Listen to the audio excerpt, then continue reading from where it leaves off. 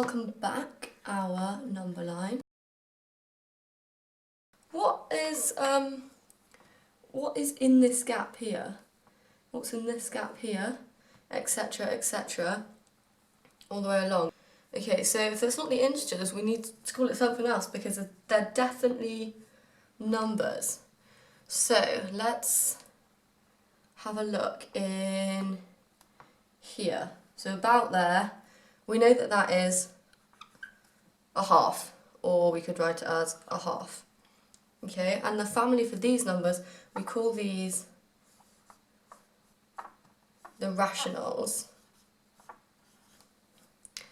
The rationals are fractions as well as the integers. So we think of this like a target. So here we have the integers, so the number line, and then the rationals are here. So they include the integers and the fractions in between them. So a half, let's think of some more. We could have a third, 2/3, 54 over 126, and anything that is a fraction. Okay, what about this guy here? Very useful, especially in circles.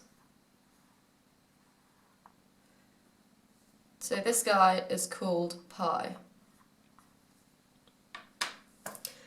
What do we already know about pi? We know that pi is, you probably know more numbers than I do of pi. We know it's 3.14 forever. Okay, so pi doesn't end and it doesn't repeat.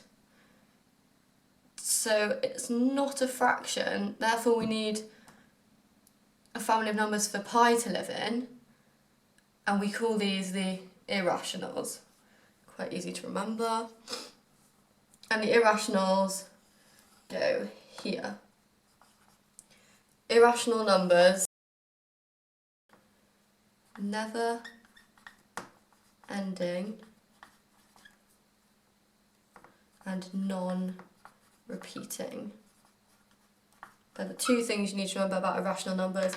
And your go-to example is pi. Another example would be √3, for example. It doesn't happen for all roots, because if we take the example of √4, then √4, square root of 4 is equal to 2, and we know that's an integer. So that's not irrational because it doesn't fit into this little diagram here.